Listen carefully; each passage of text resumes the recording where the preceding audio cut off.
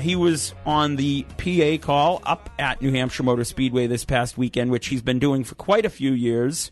And he's also the voice of NEMA, and he's got a busy week continuing to roll on. We are joined on the phone by Pete Falconi. Pete, welcome to the show. How are you tonight? Miles, I'm great. Thanks for having me. So, of course, how many years, first and foremost, how many years have you been doing the PA up at New Hampshire Motor Speedway on race weekends now? It's about 25, 27. I can't remember exactly what year it was, but it was a long time ago. And tell us a little bit, take us through what the scheduling and your weekend really entails for those who might not know. That obviously they hear you over, the loudspeakers, but kind of tell us what a day in the life of Pete Falconi at New Hampshire Motor Speedway is. Okay. Well, we get there early on Friday morning, have a brief little meeting with the people that are in charge of us, which are the event people, just kind of go over scripts for commercials and the format for the day or the days coming up. And we settle into the booth, and we're pretty much there until the end of it. We technically have to be on duty once the gates open in case any special announcements have to be made. And then we go from there. We add some commentary during the practices. Normally we will provide the coverage for qualifying and then get into the races. We call the full modified race, which also gets simulcast, or in this year it was on Flow Racing. And then we kind of go back and forth with the network announcers when we do, for instance, the Xfinity race and the Cup race.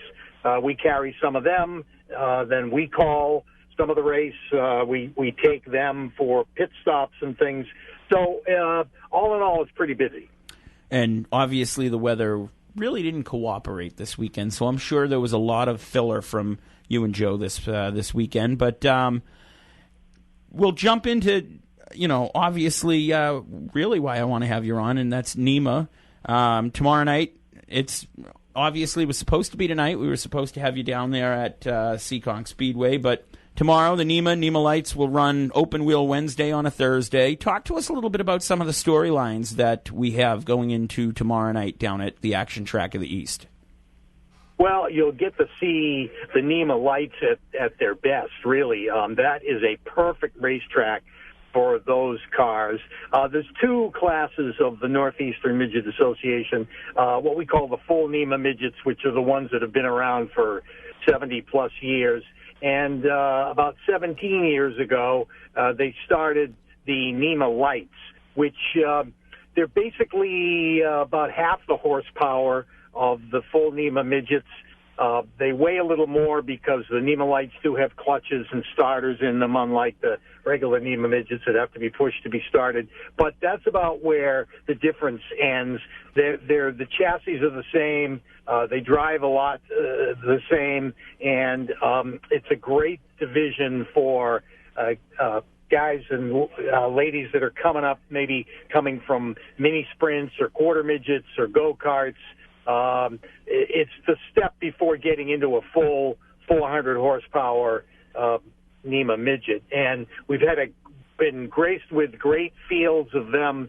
And when you get them on a track like Seekonk, the competition is really tight. So I think Seekonk is always a stop. We do about two races. We've got this one and, of course, the Boston Louis Memorial, the big race of the year that'll come up a little later in July at Seekonk. And I bet everybody has those races circled on their calendar because it's a great track for these cars. Pete, why NEMA for you? Was that a series that you sought after to be a part of, or were you always a fan of midget racing, or maybe it was an opportunity that you just couldn't turn down? Why NEMA? Why should we go and tune into a NEMA race or go to the track every weekend? Well, I got involved. I had been announcing a lot of different places, a lot of different tracks over the years, and I got approached back in 2003 that NEMA needed an announcer. And the attraction for me was that we didn't necessarily run every weekend, but it was also an opportunity to go to a lot of different racetracks. And, we've been everywhere, all over the Northeast to do these shows. And that's one of the real attractions for me, is that it's not the same track every week. We get to go to different places. And so I get to see racing of all kinds at different tracks. But really the attraction is the speed, the fact that these cars are very nimble. Though I've never driven one, I've sat in one, I've never raced one, and I know the guy that could talk more about it isn't with you tonight, Paul Dangerous Scally, who's one of the best when it comes to open-wheel racing. But I think the attraction is the fact that they are so nimble to drive, and you've got to be up on the wheel every lap with those midget cars. And I think that's the real attraction, one, to the people that drive them, and two, to the people that watch them. So for some folks who might be new, who might actually be attending the track tomorrow night, can you give a couple of, you mentioned one name there, but can you give some of the names to pay attention to and some of the storylines tomorrow night for NEMA and the NEMA Lights? Well, sure. Yeah, Paul is definitely always a threat at Seekonk. He's won there before, and he's crashed there before, so it can be a little unpredictable. But Paul Scally will be one to watch. Jake Traynor, if he's in the field, he kind of splits his time now between running in the Midwest and with NEMA. But if he's in the field, he's a threat to win. Also, Randy Cabral is one of those guys that does double duty in both the regular midgets and the NEMA Lights, and he's fast in both of them, so he'll be one to watch. And some of the more recent winners, Joey Bailey from New Jersey, who just won our last race at the Hudson Speedway a week ago last Sunday. He is in some good equipment this year that's maintained by Matt Seymour of Seymour Racing, and he's definitely one that you want to watch the way he'll get around Seekonk tomorrow night. Peter, hi, this is Jim. You've been doing this for a long time. You've been in radio for a long time. When did your interest start in racing? I mean, that's one of Miles' questions usually is, when did you get the racing bug? Was this something you grew up around, or just was because of maybe radio and it's just an opportunity kind of laid itself in front of you and then you got interested? Well, it kind of went the other way because I started announcing races before I got into radio, and I got into radio when I was in high school, but I was really born into it. My father owned a race car, what they called a cut down back in the days, and ran them at the what used to be the Westboro Speedway in Massachusetts and the Norwood Arena and places like Lonsdale in Rhode Island.